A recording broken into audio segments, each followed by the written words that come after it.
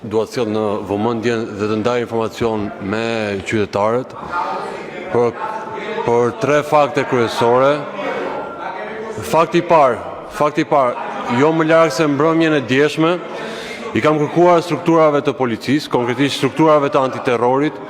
strukturave të Departamentit të Sigurisë Publike dhe Policisë Kriminale të jenë në komunikim me zyrën e sigurisë së ambasadës amerikane, nga të cilat me përgjegjësi të plotë konfirmoj se është komunikuar.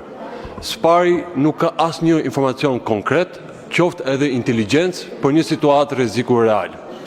Së dyti, ky është në vazhdën e gjithë postimeve, deklaratave që bëhen standard në gjithë vendet e botës ku ka shqetësime të ndryshme.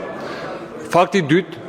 ka të bëjë që Shqipëria dhe Policia e Shtetit ka për disa kohësh që ka marrë masa të shtuara sigurie, pra jo lidhur me postimin e djeshëm, por për disa kohësh, dhe kjo bazuar në zhvillimet ndërkombëtare që ndodhin, konkretisht me ato që konfliktin armatosur dhe luftën në linje të mesme, ku sigurisht janë të angazhuar maksimalisht Policia e Shtetit përmes strukturave të antiterrorit, Policisë Kriminale, FNSH-s dhe Sigurisë Publike, duke qenë në komunikim të vazhdueshëm me të paktën 2 ambasada në vend.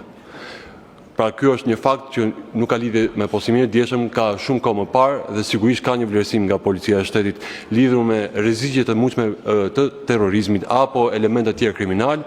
Ka edhe një plan veprimi i cili bën bashkë me detyra specifike çdo strukturë përgjegjëse në Policinë e Shtetit. Dhe fakti është që Shqipëria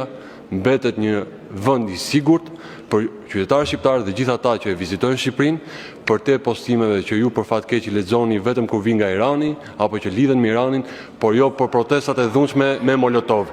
Kështu që shumë faleminderit dhe qytetarët shqiptarë, kjo është përgjegjja që kam për ta.